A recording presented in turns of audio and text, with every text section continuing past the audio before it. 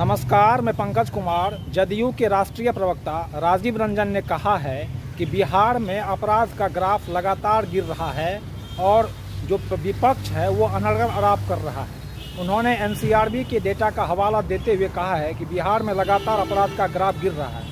वहीं राजद के प्रवक्ता एजाज अहमद ने कहा है कि जब एनसीआरबी 2022 से अपना का रिपोर्ट नहीं आ रहा है, वैसे में ये रिपोर्ट कहां से आया और बिहार में अपराध का ग्राफ खुद ब खुद दिख रहा है, किसी रिपोर्ट की जरूरत नहीं।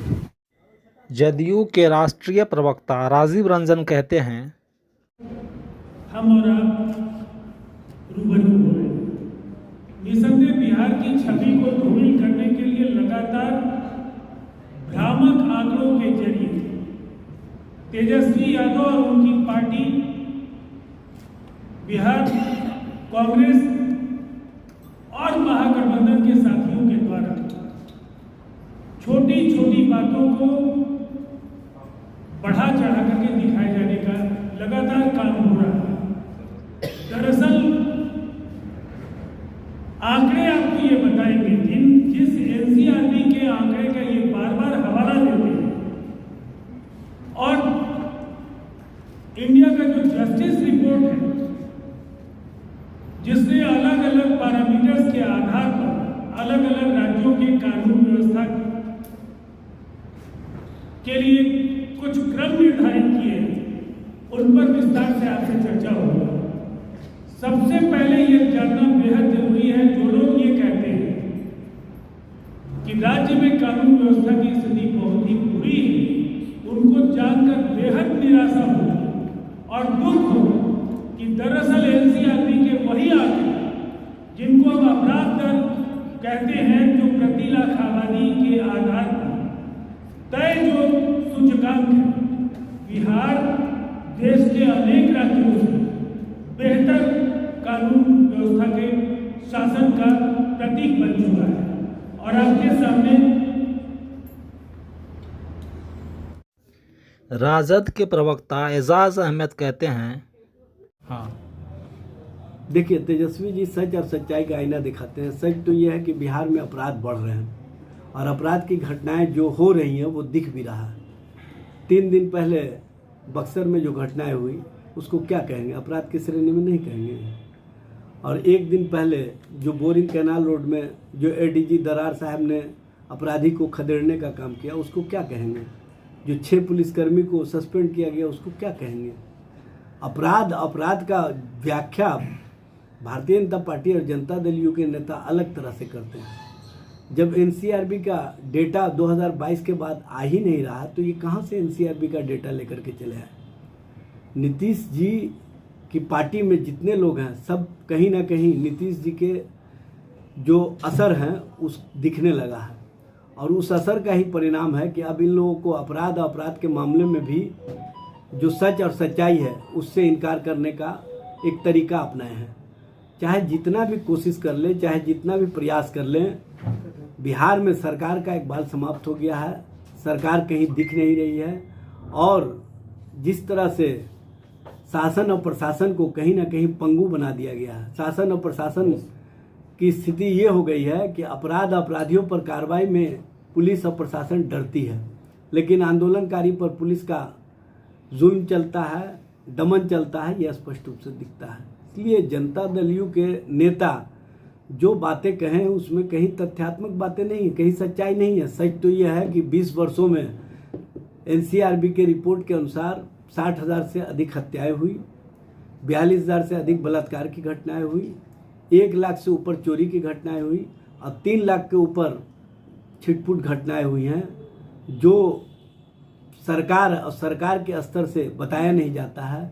वो सारी बातें जो रिकॉर्ड में नहीं आते हैं वो तो अलग है। तो इस तरह से सरकार किस तरह का काम कर रही है, सरकार के स्तर से अपराध को रोकने की दिशा में किस तरह से काम हो रहा है, यह स्पष्ट रूप से दिखता है। बिहार में सत्ता के माध्यम से अपराधियों को संरक्षित किया जा रहा है। अपराध करने वाले कहीं ना कहीं इस बात को मान रहे हैं कि सैया भय कोतवाल तो डर काहेगा। पंखा चलाओ। कि विपक्ष के नेता तेजस्वी यादव के द्वारा बार बार एनसीआरबी के ही आंकड़े रखे जाते हैं। एनसीआरबी के आंकड़ों के आधार पर प्रति लाख व्यक्ति की आबादी के आधार पर जो अपराध दर है, उस अपराध दर के आंकड़े में केरल और बिहार का कोई मुकाबला ही नहीं हो सकता है। आधे से के आसपास का फर्क है और ये आधिकारिक आंकड़े हैं। तो निसंदेह इन आंकड़ों के आधार पर जब बिहार पर आरोप लगते हैं तो आरोपों का जवाब भी एनसीआरबी के आंकड़ों से ही हम लोगों ने दिया है। और इसके साथ जो इंडिया जस्टिस रिपोर्ट है, इंडिया जस्टिस रिपोर्ट ने कई मानकों पर 60 से ज़्यादा ऐसे मानक हैं जिनके आधार पर किसी भी राज्य की कानून व्यवस्था का वो आंकड़े का काम किया है और उसमें 47 इंडिकेटर्स में बिहार बेहतर करता हुआ दिखा है और इसीलिए उसे सबसे ज़्यादा प्रोग्रेसिव स्टेट के तौर पर माना गया है जस्टिस रिपोर्ट में। तो दोनों ही रिपोर्ट्स को जब हम देखते हैं तो हम ये कहते हैं कि हम सही दिशा में बढ़ रहे हैं और इसीलिए चाहे निवेश का सवाल हो या जो बिहार का वातावरण है, जहां पिछले 2 वर्षों में 3 लाख करोड़ से ऊपर के जो निवेश के जो प्रस्ताव आए हैं, उसकी वजह यही है कि अब बिहार पर निवेशकों को ये लगता है कि जहां राष्ट्रीय अंतर्राष्ट्रीय स्तर की सड़कें हों, जहां हर घर बिजली, हर उद्योग को बिजली मिल रही हो, जहां कच्चा माल उपलब्ध हो, वहाँ कानून व्यवस्था की स्थिति भी बहुत ही अच्छी हो, तो फिर निवेश के लिए इससे आकर्षक वातावरण नहीं हो सकता। वहीं जन सुराज पार्टी के प्रदेश महासचिव सरवर अली कहते हैं, क्या कहिएगा इस पे आप? मुझे ताज्जुब लग रहा है कि आप जिस तरह का इन्फॉर्मेशन बता रहे हैं कि अभी राष्ट्रीय प्रवक्ता जनता दल यू के वो कह रहे हैं कि बिहार का क्राइम ग्राफ बहुत तेज़ी से घट रहा है। उनको पता नहीं है कि पटना में आए दिन कोई न कोई, अभी 7 तारीख को, अभी पिछले 11 तारीख को पटना में इतना बड़ा क्राइम हुआ कि मतलब रोड चलते ही गोली चला दी गई और उसको मार दिया गया। और इनको क्या मालूम है कि ये कहाँ से ये लाते हैं? ये जो देने वाले डाटा हैं इनके सरकार के लोग हैं, इनके थाना के लोग हैं। थाना में सही डाटा मिलता ही नहीं। वहाँ तो एक आदमी अगर कोई जाता है FIR कराने तो जल्दी FIR नहीं लिया जाता है। वो इसलिए नहीं लिया जाता है कि थाना बदनाम हो जाएगा, थाना में कहेगा इतना FIR कैसे हो रहा है। तो ये सब बिल्कुल झूठी बात है।